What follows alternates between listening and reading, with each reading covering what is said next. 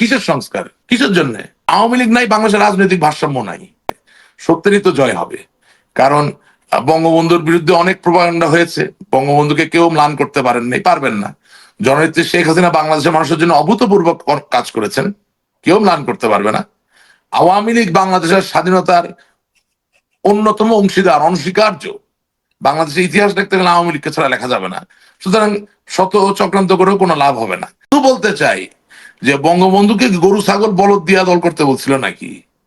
বেশি বুদ্ধিজীবী না কম বুদ্ধিজীবী, ওটা আপনি বিচার করার কে? আপনি আসেন আমার সাথে কথা বলেন, যদি আমার কথা যুক্তি না থাকে আমি মেনে নিব, কোনো অসুবিধা নেই, দেয়ার ইজ নো প্রবলেম। আপনি যদি না বোঝেন যে ভারত বা কোনো দেশ আপনাকে ক্ষমতায় বসে দিবে না, আপনি যদি না বুঝেন যে আপনি নিজের সক্ষমতায় নিজের শক্তিতে জনগণকে নিয়ে আপনাকে ফিরে আসতে হবে, ক্ষমতায় যাওয়াই সবকিছু না, রাজনীতি বড় কথা, তাহলে কি আপনার সাথে কথা বলে কি আমি সময় নষ্ট করব? আপনি কি মনে করেন এই কথাগুলো ওই গরু ছাগলের জন্য আমি বলি? এগুলো তো আমি দেখতে দেখতে বড় হইলাম। আপনাকে কেন বলা হয় যে সুবিধাবাদী বা অতি বিপ্লবী বা রিফাইন্ড আওয়ামী লীগের প্রবক্তা বা আপনার সংস্কারবাদী? প্রশ্নই আসে না। আমাকে নিয়ে যারা কথা বলেন তারা আমাকে নিয়ে ভীত। প্রবলেম হচ্ছে যে আমার তো ঠিকানা একটা, সেই ঠিকানার নাম বাংলাদেশ আওয়ামী লীগ। আমি যদি অপেক্ষাকৃত নতুন প্রজন্মের একজন হয়ে দেখি যে কতগুলো ঐতিহাসিক ব্লান্ডারের কারণে আজকে আওয়ামী লীগ বাংলাদেশের বাইরে, জননেত্রী শেখ হাসিনা দিল্লিতে, এবং এই যে এই ফারাজি টারাজি এইসব লোকজনরা বাইরে ঘুরে বেড়াইতেছে, তাহলে আমাদেরকে ফিরে যাওয়ার জন্য যেটা করলে ভালো হবে সেটা বলার অধিকারটা আমি কোথায় হারালাম, কেন হারাবো? সো আই নো বঙ্গবন্ধু হত্যাকাণ্ডের পরে একটা বিশেষ সময় পার হওয়ার পরে এই দল কিভাবে ধীরে ধীরে আজকে এই জায়গায় এসেছে, আমি তো একটা সাক্ষী ভাই, কম আর বেশি। এখন আপনি এমন এক সময় আসছে যে আমাকে মুখের টেপ লাগায় ঘুরতে হবে। কিছু খুব বিশেষ ব্যক্তি আছে আপনাদের এই সোশ্যাল মিডিয়ায়, যে আপনি সঠিক ফোরামে বলেন। আরে বেটা, তোর সঠিক ফোরামটা কি? ফাজিল, তোর সঠিক ফোরামটা কি? সঠিক ফোরামের কোনো প্রয়োজন আছে নাকি? তাইলে না কথা বলা যাইতো। সঠিক ফোরামের তো কোনো মূল্যই নেই। সঠিক ফোরামের নাম কি? আমাদের অনেকে অনেক কথা বলে। বাংলাদেশ আওয়ামী লীগের কেন্দ্রীয় কমিটির একটা পূর্ণাঙ্গ তালিকা আছে, সেন্ট্রাল কমিটি। আপনি বাংলাদেশ আওয়ামী লীগের ALBD.org-এ যান, যাই এখন সেন্ট্রাল কমিটির নেতাদের আপনি নাম খুঁজে পাবেন না, ভয়ে তালিকা গায়েব করে ফেলছে। এই দিয়া দেশে ফিরবেন? এই কথা বললে রাষ্ট্রক্রমণের দোষ হয়ে যায়। আমি তো এখনো কেন্দ্রীয় কমিটির সদস্য, কেন্দ্রীয় উপকমিটির সদস্য, আমার বাবা এখনো কেন্দ্রীয় কমিটির কোষাধ্যক্ষ, আমরা তো গোপন করি না। অথচ যারা বাংলাদেশ আওয়ামী লীগের ওয়েবসাইট চালায় তারা ওখান থেকে বাংলাদেশ আওয়ামী লীগের কেন্দ্রীয় কমিটির সদস্যদের নাম গায়েব করে ফেলছে ভয়ে। আপনি দেশে ফিরবেন কিভাবে? এগুলো নিবিড় পর্যালোচনা, কিন্তু এটা দিলে আমরা দায়ী হয়ে যাই, দোষী হয়ে যাই। আপনি নেতা কর্মীদেরকে বলতেছেন যান মিছিল করেন, অমুক করেন, তমুক করেন, আসিতেছি আমরা, তো তোমার নামটা নাই কেন ওয়েবসাইটের মধ্যে? গোপন করছো কিসের জন্য? ঠিক আছে, বুঝলাম তুমি দেশ ছেড়ে পালাইছো, নামটাও রাখতে পারতেছো না, ভয়ে মামলা খাইবা। আপনার বাড়িঘর কি ভাঙা হয়েছে 5ই আগস্টের পরে? আমার বাড়ি 4 আগস্ট আগুন ধরিয়ে দেওয়া হয়েছে, 2টা বাড়ি। এখন কি বাড়িঘর কিছু নেই বাংলাদেশে? না, কিছুই নাই, পুড়িয়ে দেওয়া হয়েছে। এবং ওই যে স্বতন্ত্রের কথা বললো তার অবশ্য বাড়িঘর কোথাও হাত পড়ে নেই। মানে ঘটনা হচ্ছে এইটাই, যে যাদের উপরে জামাত বিএনপির আক্রোশ ছিল তারা হইলো আওয়ামী লীগের শত্রু, আর যারা খুব আরামে ঘুরে বেড়াচ্ছে তারা নাকি আওয়ামী লীগের বন্ধু। না, কারণ হচ্ছে আপনি হ্যাঁ? কিছুক্ষণ আগে বললেন না যে অনেকের নাম সরাই ফেলা হয়েছে বা ইয়ে করে, অনেকের নাম না, কেন্দ্রীয় কমিটির প্রত্যেক সদস্যের তালিকা গায়েব করে ফেলা হয়েছে আওয়ামী লীগের ওয়েবসাইট থেকে। আপনি এখন যে দেখেন না www.albd.org, পান কিনা দেখেন। এরা নাকি আন্দোলন করবে, বড় বড় কথা বলে। এই জন্য আমি চিন্তা করতেছি যে আপনার হয়তো বাড়িঘর ভেঙে ফেলছে, এই জন্য হয়তো আপনি ক্যামেরার সামনে এসে কথা বলতেছেন। যাদের বাড়িঘর ব্যবসা বাণিজ্য এখনো সচল তারা কথা বলতেছে না, এমন সেটা কেন? আমার বাড়ি ঘর ব্যবসা বাণিজ্য বন্ধ করে দিছে বলেই তো আরো আমার ক্যামেরায় আসার কথা না। উল্টা যুক্তি বললেন। আমার তো নিজেকে, আমার তো হারানোর কিছু আছে। আমি তো নট এক্স্যাক্টলি আমি বেগার, আমি তো ফকিরের ঘর থেকে আসি নাই। এখন আপনাদের অনেক নেতা, রাশেদ ভাই, আপনাদের অনেক নেতাকে ফোন দিলে কি বলে জানেন? ভাই আমার তো ব্যবসা বাণিজ্য চলে, বা আমার বাড়িতে তো মা বোন আছে, এই জন্য আমি আসতে পারতেছি না।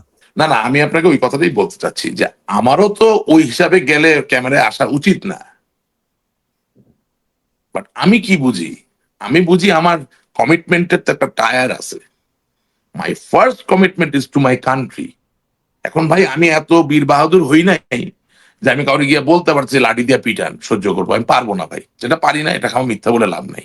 তো আপনি কি মনে করেন না যে আপনাদের মতন কিছু লোকের অন্যায়ের দোষ, সে দোষী আজকে জননেত্রী শেখ হাসিনা?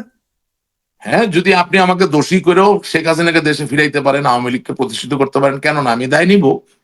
অবশ্যই, যদি আমি এমপি ছিলাম না, মন্ত্রী ছিলাম না, খুব বড় কোনো নেতাও তো আমি না। ইন জেনারেলি বলছি যে আপনি না, মানে শুধুমাত্র আমরা সবাই। আমার শুনেন, আমার আল্লাহর রহমতটা হচ্ছে যে আমি যখন কথা বলি আওয়ামী লীগের লক্ষ লক্ষ নেতাকর্মীরা শোনে এবং বেশিরভাগ নেতাকর্মী আমার কথাকে ভালোবাসে, সমর্থন করে। ভিতরে যে দুষ্টু কতগুলো আছে এবং অন্ধ কতগুলো আছে এবং বলদ প্রকৃতির কতগুলো আছে, তিনটা ক্যাটাগরি করলাম, দুষ্টু, অন্ধ এবং বলদ। এই তিন প্রকৃতির মানুষ তারা আমার কথার সাথে একমত হতে পারে না, কারণ তারা এর থেকে ভালো কিছু তো শেখে নাই। এই অন্যায়, এই অত্যাচার তো আমি দেখতে পারি না। আমার বঙ্গবন্ধুর উপর পেশাব করতেছে, হোয়াট ইজ দিস? এটা কিভাবে হতে পারে? আপনি 17 বছর কি শিখাইলেন? আরে ভাই 17 বছর কি শিখাইলেন? যে প্যান্টের জিপারটা খুলে আপনার গোপনাঙ্গ যে বাইর করতেছেন তাও আপনি লজ্জা পাচ্ছেন না। পেশাব করা তো পরের বিষয়। মানে এগুলো তো অমানুষ বানাইছি 17 বছর ধরে আমরা। তা আপনি কি মনে করতেছেন না যে বই টই যা পড়ছেন, ইতিহাস পড়ছেন, 17 বছরে একটা সিভিলাইজেশনের মোড় ঘুরাই ফেলা যায়? আপনার মেট্রো রেল আছে, আপনার পদ্মা সেতু সব আছে, কিন্তু আপনার মানুষেরা রেপ করতে একবার তার বিবেকের কাছে প্রশ্নবিদ্ধ হয়, রেপ করে ফেলে। তারা প্যান্ট খুলে তার গোপনাঙ্গ বাইর করতে লজ্জা পায় না, বাইর করে ফেলে। তারা মব তৈরি করতে, তাহলে আপনার কোনো দায় নাই? আপনি 17 বছর তাহলে কি করছেন? তাহলে শিক্ষা সংস্কৃতি এটা কার দায়িত্ব? এখন আমার এই টার্সিয়ারি অ্যানালিসিস যখন আমি দেই তখন আমি খারাপ হয়ে যাই। আমরা কি বলছি? আমরা বলতে চাই, আবার পরিষ্কারভাবে বলি, আমরা বলতে চাচ্ছি নেত্রী আওয়ামী লীগের সমানেত্রী। বাংলাদেশ আওয়ামী লীগের ঐক্য কোনো অবস্থায় বঙ্গবন্ধুর রক্ত ছাড়া ধরে রাখা সম্ভব না, এটা বিতর্কের ঊর্ধ্বে। আর বঙ্গবন্ধু তো বঙ্গবন্ধুর জায়গায় একেবারে আসীন, সুতরাং এটা নিয়ে আলাপ করার দরকার নেই। আর আওয়ামী লীগ এমন এক সত্তা যে যত আইনি করুক, যাই কিছু করুক না কেন, কোনো কিছু করে খুব লাভ হবে না, কারণ মানে আওয়ামী লীগকে নিষিদ্ধ করে আসলে থামানো যায় না। এবং বাংলাদেশের স্বাধীনতা, একটা জিনিস একটু জিজ্ঞেস করে, আপনাকে ইন্টারাপ্ট করছি আমি, সরি। আপনি বলেন যে বঙ্গবন্ধুর রক্ত ছাড়া আওয়ামী লীগকে ঐক্যবদ্ধ রাখা যাবে না, তাহলে কি আমরা কি তাহলে শেখ হাসিনাকে বাদ দিই? বঙ্গবন্ধুর রক্তের তো আরো অনেকেই আছে, ওগুলো আইনা বসালে কি দল টিকানো যাবে এই মুহূর্তে? শেখ হাসিনা হিসাব সহজ। শেখ হাসিনা, এটা কারণ আছে, আমি বলতেছি, কারণটা বলি, এটা খুব এই জন্য আমি আপনাকে ধরছি। না না, আমি যা বলি যেটা দেখেছি শিখেছি সেই জায়গা থেকে বলি, এমনি এমনি বলি না। ধরেন আমার তো সৌভাগ্য, এটা অনেক হয় না, আমার বাবার সাথে আমি উনি যখন রাজনীতি করতেন সবসময় এলাকায় যাওয়া আসা, বিভিন্ন কর্মকাণ্ড কর্মসূচি এগুলো আমি নিজ চোখে দেখেছি। হ্যাঁ, আমি নিজে দেখেছি বঙ্গবন্ধু কন্যা জননেত্রী শেখ হাসিনা আমার মিঠাপুকুরে তিনি এক ব্যাটারি, এক মাইক, এক হেজাকে মিটিং করছেন, গরু গাড়ি দিয়ে সভাস্থলে গেছেন। চিন্তা করতে পারেন, বঙ্গবন্ধুর ভাই গরু গাড়িতে যাচ্ছেন। আমি নিজে দেখেছি রংপুর টাউন হল, তখন পাশে শিল্পকলা একাডেমি অর্ধ নির্মিত, তখনও পুরোপুরি হয়নি, সেই জায়গায় বঙ্গবন্ধু কন্যা জননেত্রী শেখ হাসিনা সকালে 10টায় শুরু করছেন বর্ধিত সভা, দুপুরে খান নাই, শশা খাইছেন, নামাজ পড়ার জন্য পাশের ভবনে গেছেন, আসছেন, রাত্রে 10টা পর্যন্ত বর্ধিত সভা করছেন। আপনাকে আজকে আমি প্রশ্ন করি, আপনি যে কোনো বর্তমান আওয়ামী লীগের বড় নেতা, যাদেরকে বড় নেতা বলে, ডাইকা নিয়ে আসেন তো, জিজ্ঞেস করেন লাস্ট কবে 12 ঘন্টার একটা বর্ধিত সভা করছে, উত্তর দিতে পারবে না। এই যে এই মুরব্বী সাংবাদিক, ওনারা ডাইকা জিজ্ঞেস করেন যে এত সাংবাদিকতা আপনি পারেন? তো গত 17 বছরে একটা আপনার বন্ধু নেতার নাম বলেন যে 12 বছর 12 ঘন্টা 14 ঘন্টা একটানা বর্ধিত সভা করছে, বলতে পারবে না। কিন্তু জলিল সাহেবরা করেছেন, মরহুম জলিল সাহেব, মরহুম জিল্লুর রহমান সাহেব করেছেন। হ্যাঁ, দেয়ার আর ইনস্টেন্সেস, এক্সাম্পলস আছে, আমি চিনি তাদেরকে, তারা আজকে পৃথিবীতে নাই। তো কথা হচ্ছে, যখন এই মানে নারী নির্ভর, অর্থ নির্ভর এবং চাপিয়ে দেওয়া নির্ভর রাজনীতির চর্চা যারা করবেন, তাদের দ্বারা আপনি আক্রান্ত হবেন এবং সামনে এগোনো কঠিন হবে, এটাই বাস্তবতা। আমি এখন একটা কথা বলবো যেটা অনেকে মাইন্ড করবে, বঙ্গবন্ধু শেখ মুজিবুর রহমান 1970 সালের নির্বাচনে যা পারেন নাই, আপনি 2024 সালে তা পেরেছেন। তার মানে 289 জন আপনার সংসদ সদস্য, 11 জনের বিরোধী দল, যেটা বঙ্গবন্ধুও পারে নাই। বুঝেন কথাটা কত বড় আমরা, মানে কত এগিয়ে গেছি, কত পেরেছি, এবং সেই জন্য আজকের এই বিপর্যয়। পৃথিবীর কোন লোক কোনদিন বিশ্বাস করবে যে আপনি এত ফেরেস্তার মতো দেশ চালাই ফেলছেন, যেখানে 300টা সংসদ সদস্যের মধ্যে 289 জন আপনার?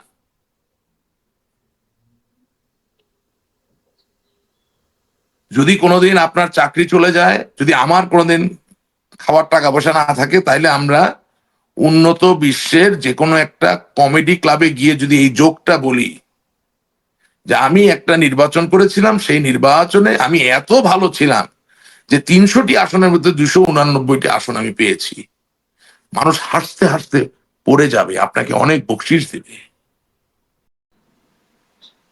এখন আমি বলতে বাধ্য হচ্ছি, কারণ আমাকে তো এখন দেশ ছেড়ে চলে আসতে হইলো। আজকে এতগুলো আওয়ামী লীগের নেতাকর্মী দেশে থেকেও দেশে নাই, কারণ তাদেরকে গোপনে থাকতে হচ্ছে। তো তাহলে আমি এই কথাগুলো বলবো না? কাউকে বলতে হবে না? 17 বছর ধরে তো এই আইন প্রতিষ্ঠার সংগ্রামে বঙ্গবন্ধু কন্যা জননী লিপ্ত ছিলেন। আমি তো তার পাশে থাকবোই, এখনো তার পাশে আছি। কিন্তু এই আইন প্রতিষ্ঠার যে সংগ্রাম, সেই সংগ্রামের মাঝেও যে অনেক বেআইনি কিছু হয়ে গেছে, সেটা তখন হোক বা এখন হোক বা আগামী দিনে হোক বলতে তো হবে। না হলে আপনি সঠিকভাবে আইন প্রতিষ্ঠিত করবেন কিভাবে?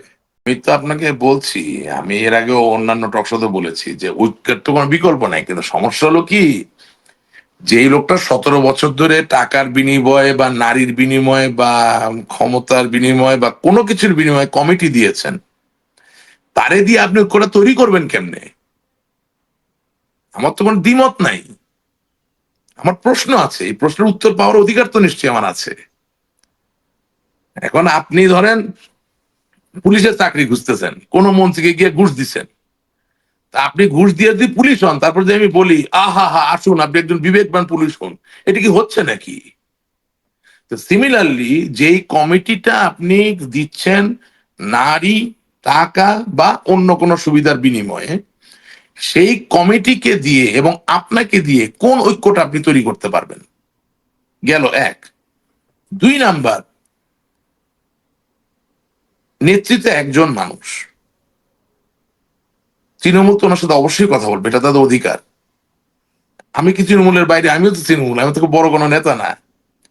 কিন্তু আমি যদি নেত্রীকে ডাইরেক্ট ফোন করে পাই যখন তখন, তাইলে আপনি কি মনে করতেছেন যে আওয়ামী লীগের জেনারেল সেক্রেটারি আমাকে এসে যদি কোনো কথা বলে আমি সেটা শুনবো? আমি বলবো তুই কেটা বেটা? আমাদের তোর নেত্রীর সাথে আমার প্রতিদিন কথা হয়, তুই আমার কাছ থেকে শুনে যা। এখন এটার বিশ্লেষণ আপনি কি দ্বারা করাবেন? আপনাকে তো তৃণমূল, এখন তো আপনি ক্ষমতা বিপদে পড়ছেন, পালায় আছেন, এখন তৃণমূল লাগবে, 17 বছর লাগে নাই। তৃণমূলকে ভেঙে ভেঙে চুরে ছারখার করে ফেলা হয়েছে, তৃণমূলকে বিভক্ত করে ফেলা হয়েছে, তৃণমূলকে বিভিন্ন ভাবে কষ্ট দেওয়া হয়েছে। পুলিশের আইজি আপনার, সেনাবাহিনীর প্রধান আপনার, বিমান বাহিনীর প্রধান আপনার, নৌবাহিনীর প্রধান আপনার, বিটিআর এর প্রধান আপনার, আনসারের প্রধান আপনার, ডিজিএফআই এনএসআই এর প্রধান আপনার। কোন জিনিসের প্রধান আপনার না, তারপর নাকি চক্রান্তে আপনি পড়ে গেছেন? মানে আওয়ামী লীগের সাধারণ সম্পাদক আপনার, জাতীয় পার্টির প্রেসিডেন্ট এবং সাধারণ, দুইটাই আপনার, সবই আপনার, তাও তো আপনি পড়ে গেলেন। কারণটা কি? এই কোন চক্রান্ত ভাই? Deep state. কিসের ডিপ স্টেট? আমরা জনগণের সাথে তখন কানেক্টিভিটি হারিয়েছি, আমাদের নিজেদের নেতা কর্মীরা অনেকে আমাদের জন্য রাস্তায় নামে নেই।